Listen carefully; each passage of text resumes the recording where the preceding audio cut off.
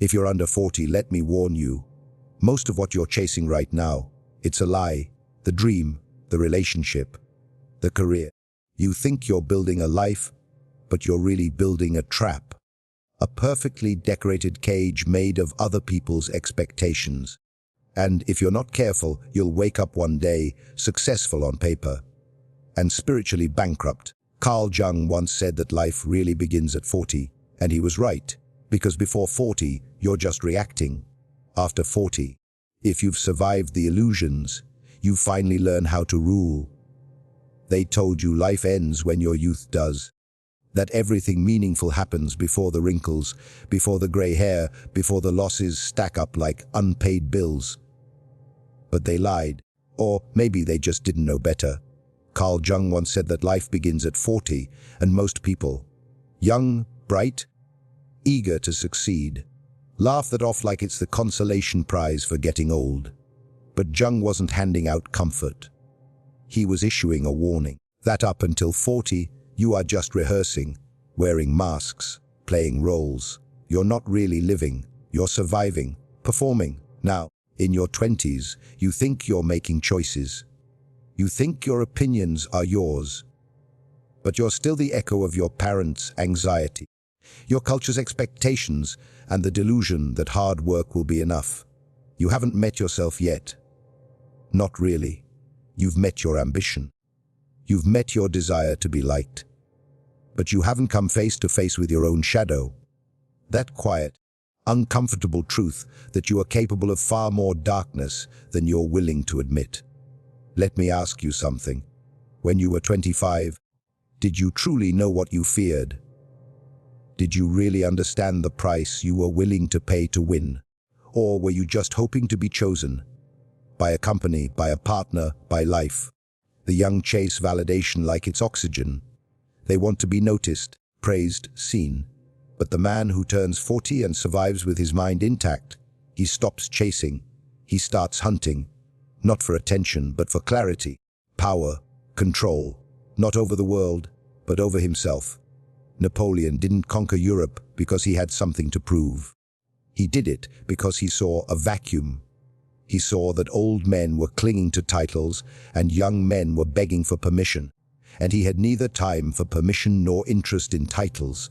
That's what the midlife mind sees.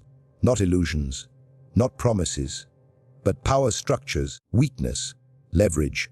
Younger me thought life was about being liked, being impressive, being a good person. Midlife me knows it's about being useful or being replaced.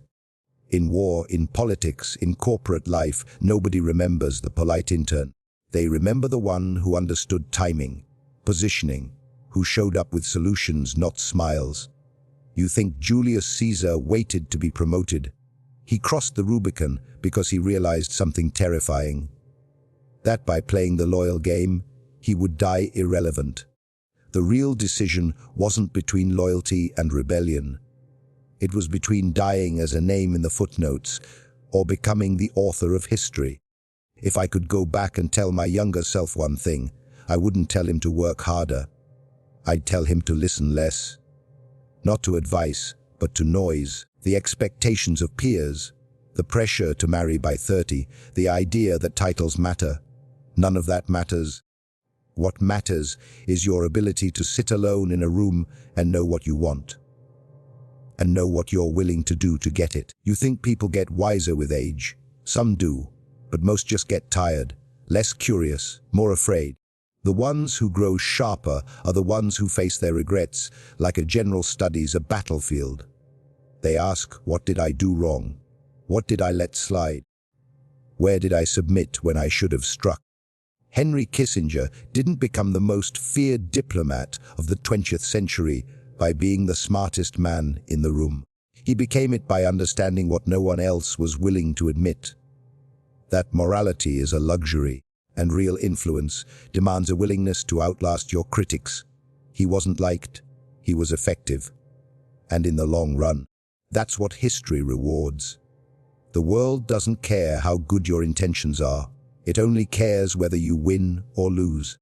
Whether you stay standing or get eaten alive by people who didn't need a permission slip to act. Life at 40 forces you to choose. Stop pretending you're a nice guy or keep getting used by people who aren't. You want to feel alive? Then start telling the truth. To yourself first. That you're not as noble as you pretend. That you've hated people you smiled at. That you've wanted things you were too ashamed to admit.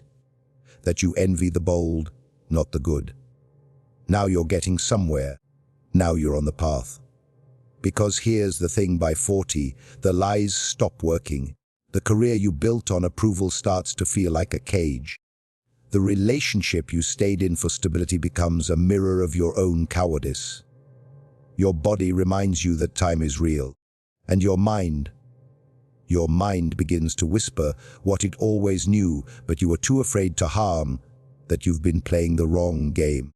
And the people who told you to play it safe, they were never safe. They were just silent. You were told that success meant comfort. But the greats, Napoleon, Caesar, Kissinger, they never confused comfort with victory.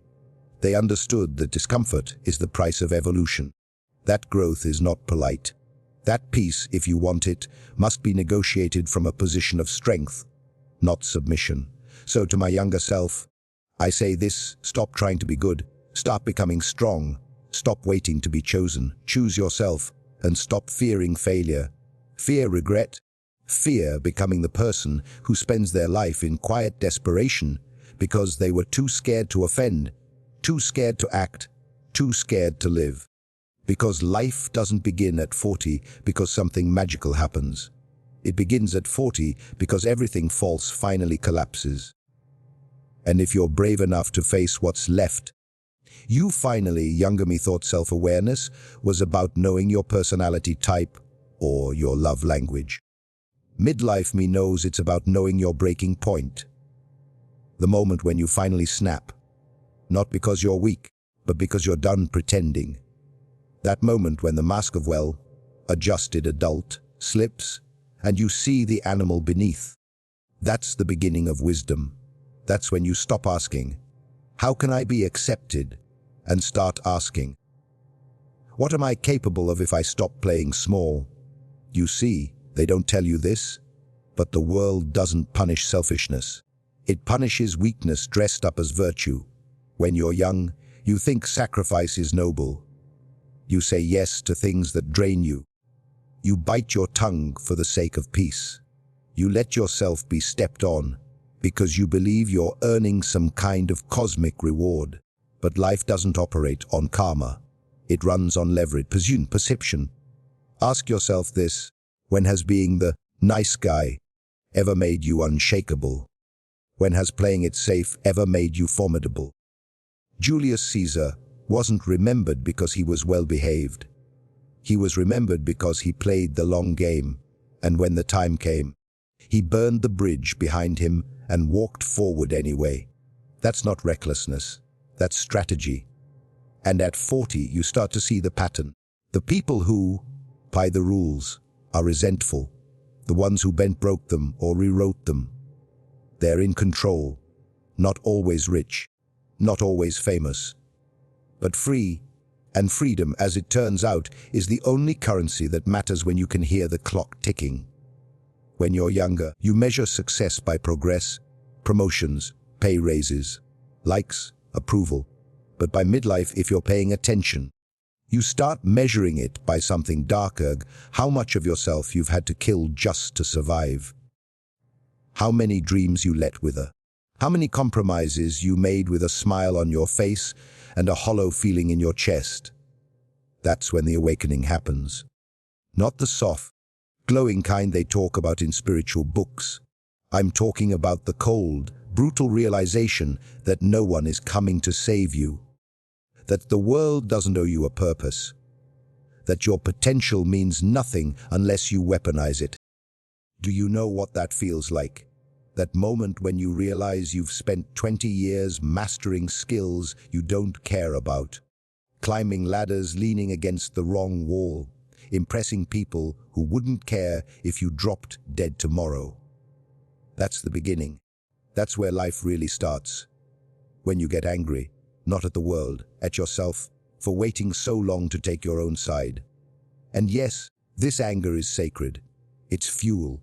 It's the same fire that built empires. Napoleon used it. Kissinger weaponized it. Even spiritual giants like Jung understood it. It's not hate. It's not bitterness. It's the rebellion of the self against a life that was too small. It's the moment you look in the mirror and think, no more compromises, no more begging, no more asking permission to be dangerous. We are told to chase balance, to find harmony. But nature doesn't work in balance. It works in cycles, dominance and submission, growth and destruction, order and chaos. You're not here to be balanced. You're here to know which side of the blade you're on and sharpen it. So no, I wouldn't tell my younger self to meditate more or to go to therapy. I'd tell him to pay attention to power, who has it, how they got it, and what it costs to keep it. Because that's what's shaping your life, whether you admit it or not. Look around. In every meeting room, every social circle, every relationship, someone is leading, someone is adapting, someone is pretending, and someone is manipulating. And if you don't know who's who, it's probably you getting played. At 40, you learn to read people like terrain. You see their wounds in how they talk, their fears in how they posture, their desperation in their smiles, and you stop believing in good and evil. You start seeing strategy. You understand that every yes is a trade, every silence is a tactic, every compliment could be a bribe. Younger me wanted authenticity. Midlife me wants clarity. I don't need everyone to like me. I just need to know what they want. Because once you know that, you're no longer guessing. You're negotiating, and that's the thing no one tells you. Life, a constant negotiation, not just for money or jobs or relationships, but for your energy, your time, your identity. And if you're not setting the terms, someone else is. Probably someone who doesn't care if you rot inside as long as you're useful to them. You think you have time. But by 40, you realize time is the most aggressive creditor. It collects whether you're ready or not. And if you've spent the first half of your life building a version of yourself that was safe, agreeable, and dependent on the validation of others, then your debt is massive. The only way out: burn it. Burn the false self. Stop mourning who you could have been and start building who you need to become. Not the dreamer, the tactician, not the hopeful kid, the calculated adult, not the moralist. There's no prize for suffering in silence, no trophy for being endlessly patient. The world bends for the one who dares to act while others are still waiting for the perfect moment. So to my younger self, I'd saying, delay less, dare more. Stop seeking comfort, seek consequence, because comfort will bury you, consequence will shape you. And if you're lucky, if you're ruthless enough with your time and honest enough with your fears, you might just become the kind of man you were pretending to be all along. Younger me believed in fairness, believed that if you did the right thing, kept your head down, stayed loyal, life would eventually reward you. But fairness is a bedtime story for the knave. The truth is, life pays out to the bold, the strategic, and the unafraid. Not to the good. Never to the good. By 40, you've seen enough to know how it really works. You've seen mediocre people rise because they played politics better. You've seen loyalty punished and opportunism rewarded. And you've either grown cynical, or, if you're smart, you've grown sharper. Because once you accept that fairness is a myth, you're free. Free to play the real game. Not the game of virtue, but the game of outcomes. That's what separates the young idealist from the midlife strategist. The young man wants to be understood. The older man wants to be effective. He doesn't care if people think he's arrogant, detached, or cold. He knows those are just words people use when they can't control you. He's not here to be liked. He's here to win. You look at someone like Kissinger, and it's easy to judge. Easy to say he was ruthless, manipulative, calculating. But step back and ask yourself, would you rather be remembered as controversial or forgotten as harmless? There is no legacy in being agreeable. There is no power in being digestible. The people who shape history are the ones who were willing to absorb hatred in exchange for influence. But that kind of clarity only comes after you've been burned, betrayed, let down.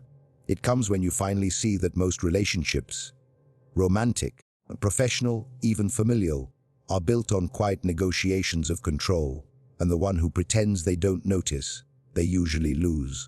At 40, you start to audit your life like a general audits his army. What's working? What's dead weight? Who's actually loyal? And who's just sticking around until they can find something better? You stop assuming. You start observing. You stop wishing. You start calculating. This isn't bitterness. This is maturity. This is the moment when you stop fantasizing about being understood and start mastering the ability to read a room. Because that's what power really is.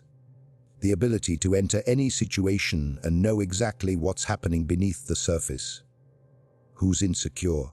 Who's pretending? Who holds the real cards? And here's the most brutal truth: people will only treat you as seriously as you treat yourself. If you act expendable, you will be. If you act like your time is cheap, they'll use it and throw you away. But if you carry yourself like a sovereign, someone who knows their value, who doesn't chase, who doesn't explain, you force the world to respond, not with applause, but with caution. Caution is respect in disguise. Younger me confused humility with submission. Thought being low maintenance was a strength. Thought putting others first would somehow lead to reciprocity. It doesn't. People don't reward self-neglect. They exploit it. If you want reciprocity, you don't beg for it. You create conditions where it's the only logical option. Julius Caesar didn't wait to be acknowledged by the Senate. He gave Rome what it needed: order, vision, leadership, and dared anyone to challenge him. And when they did, he already had the people. That's not charisma. That's long-term thinking. That's power built on psychological leverage. So here's the reality you face at midlife. You're not just battling time, you're battling comfort. You've built a life, a routine, maybe a reputation. And now the idea of shaking it all up, terrifying.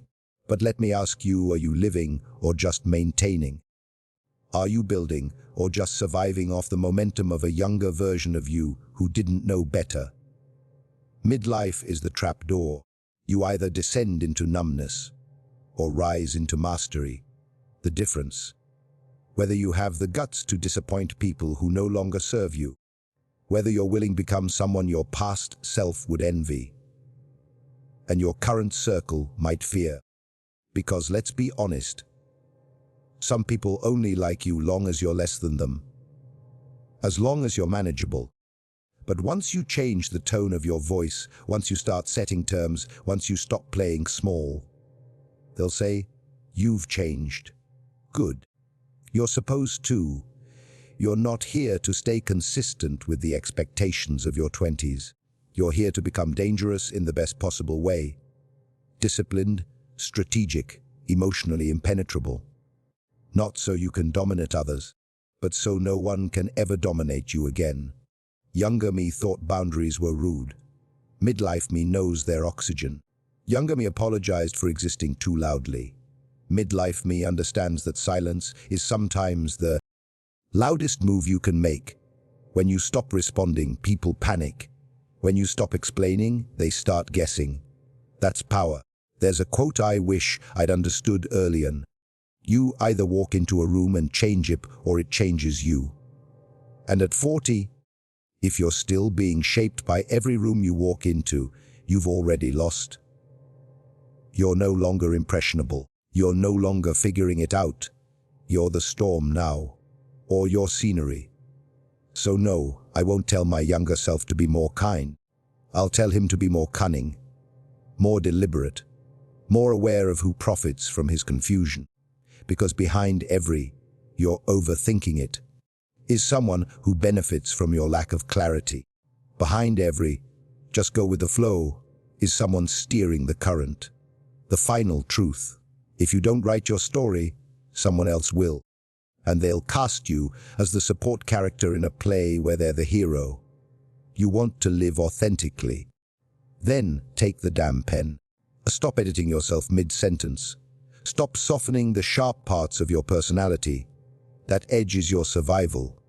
That edge is your future. Younger me wanted peace. Midlife me knows peace is the reward of those who win their wars. Not through violence, through vision. Through the kind of ruthless honesty that burns away illusions and leaves only strategy behind. The real tragedy of youth isn't ignorance. It's the illusion of endless time. You think you'll figure it out later. You think someday is real. But then you wake up at 40 and you realize that every someday you waited for was just a silent decision to postpone your power. And power postponed is power surrendered. Younger me used to fear failure. Midlife me fears regret, not the dramatic kind you see in movies, but the quiet kind.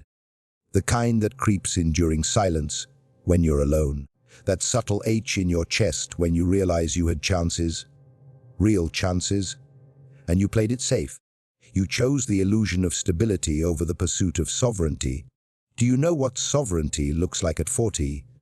It's not flashy. It's not loud. It's control of your time, your reactions, your narrative. It's the ability to walk away from people, places, and systems that once had a grip on you. Not because you're reckless, but because you finally trust yourself to rebuild. Faster, smarter, stronger. If everything burns, that's the real freedom most people never taste.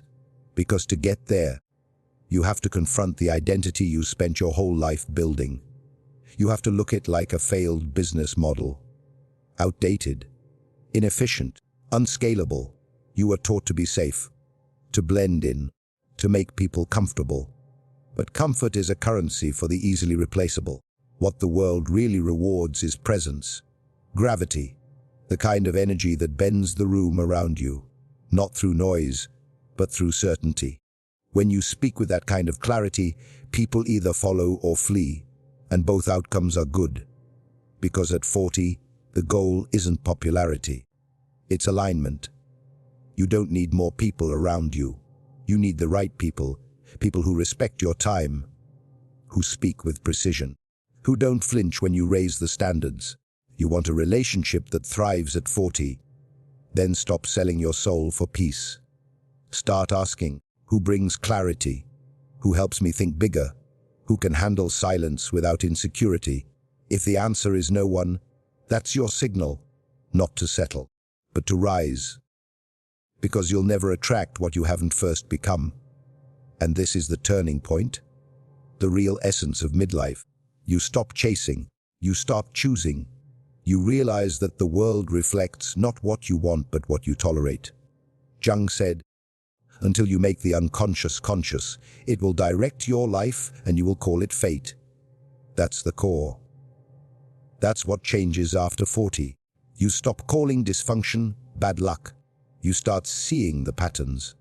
Avoidance of weakness, of misplaced loyalty. And you no longer apologize for cutting them out. You stop arguing with fools. You stop explaining yourself to cowards. You stop over-investing in people who can't meet you halfway. And for the first time, you feel the weight lift.